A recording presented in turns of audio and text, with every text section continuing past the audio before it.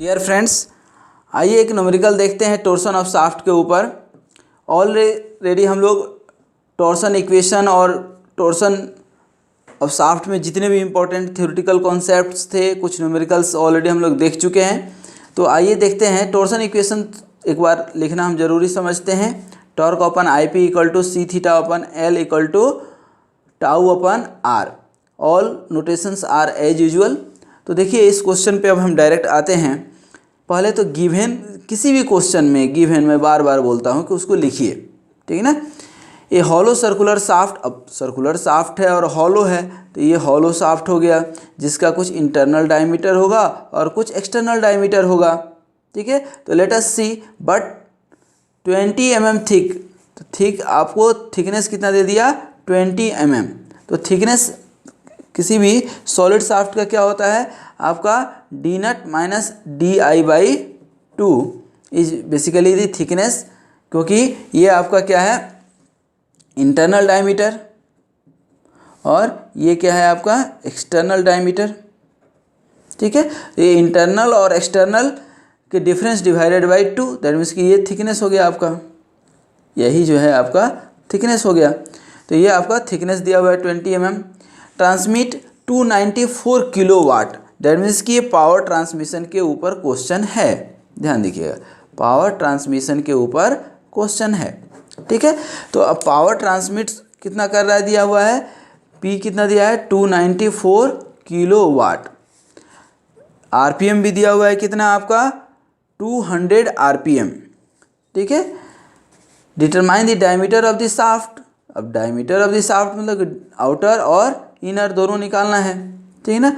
If the shear strain due to torsion, shear strain due to torsion that means shear strain phi 8.6 into 10⁻⁻4 दिया हुआ है और सी का भी वैल्यू दिया हुआ है 80 गीगापास्कल। तो ये तो दोस्त ये सब कुछ दिया हुआ है, ठीक है ना। अब आपको जो निकालना है, ठीक है ना, ये डायमीटर निकालना है, ठीक है ना।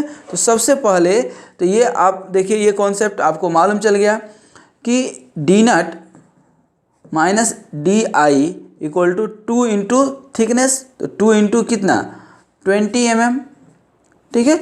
तो यहाँ पे यदि हम डी आउटर डायमीटर निकालें, ठीक है ना, डी आउटर, तो क्या हो जाएगा डी आई प्लस 40 mm, ये mm में, तो ये एक इक्वेशन तो यहाँ बन गया आपका, ठीक है। दूसरा इक्वेशन क्या दिया है P, तो P equal to 2 pi N T upon 60, ठीक है। तो 2 पाई एन टी 60, तो देखिए P का वैल्यू दिया हुआ है आपको कितना 294, 2 पाई एन का वैल्यू दिया हुआ है 200 आरपीएम इंटू टी अपन 60। तो यहाँ से आप T निकाल लीजिए, तो T यहाँ से आप जब निकालेंगे you will find here 14037 newton metre. ये आप कैलकुलेट कर लिया कीजिए, ठीक है ना। मेरे पास तो चूँकि मैं 17 साल से 18 साल से पढ़ा रहा हूँ तो मुझे याद हो गया कि हाँ ये वैल्यू आएगा, ठीक है। तो ये आपका क्या हो गया, टॉर्क निकल गया आपका। जब टॉर्क निकल गया, अब दूसरा एक टॉर्क का फॉर्मूला क्या है इससे, ठीक है ना, ये और ये दोनों को पकड़ लीजिए, ठीक है ना। तो क्या निकलेगा फ्रॉम अदर साइड, क्या निकल जाएगा आपका, ये torque upon I equal to tau upon R निकल जाएगा। यहाँ से देखिए टॉर्क आपका निकल गया। अब यहाँ मैक्सिमम टॉर्क या मिनिमम टॉर्क ऐसा कहीं कुछ बात कर नहीं रहा है, ठीक है। तो इस एवरेज टॉर्क को हम मैक्सिमम टॉर्क यहाँ पे लेकर के निकाल लेंगे। तो टॉर्क आपका यहाँ निकल गया, ये I moment of inertia of the hollow shaft निकाल लेंगे, ठीक है। टाउ निकालना ही है अपने को, तो यहाँ पे यदि आप टाउ निकालेंगे, ठीक है ना, तो क्या हो जाएगा, ये torque into R upon I P, polar moment of inertia, यहाँ पे पोलर मोमेंट ऑफ इनर्शिया होता है, ध्यान रखिएगा।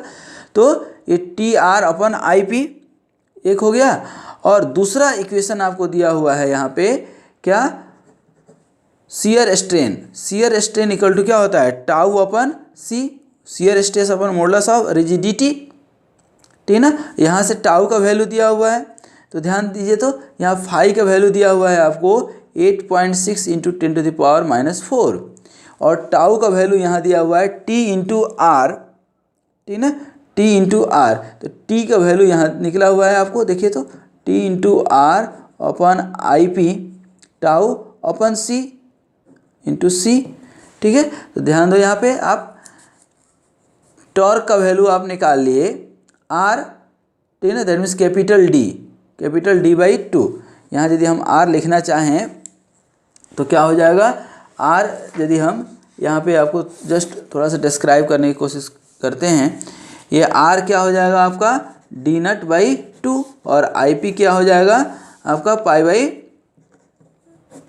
32 और D nought to the power 4 minus D I to the power 4, ठीक है। और यही तो दोनों निकालना है, तो इसको यहाँ पे आप रख देंगे, ठीक है। और यहाँ से आप रखने के बाद ये रिलेशन निकल जाएगा आपका, ठीक है ना। तो जब यहाँ से सॉल्व करेंगे तो यहाँ दो इक्वेशन आपका आ रहा है। एक देखिए यहाँ से दो चीज़ है, इसको थोड़ा सा हटा दीजिए आप, देखिए यहाँ से टाउ निकल गया आपका, ठीक ना।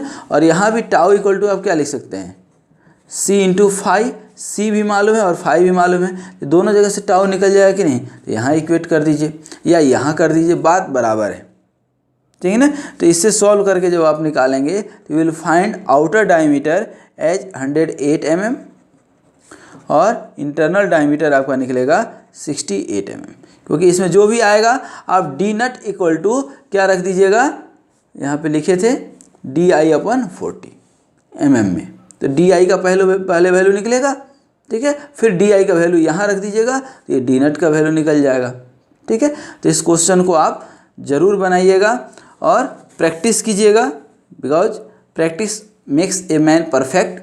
तो आप इस तरह से प्रैक्टिस करके परफेक्ट बन सकते हैं।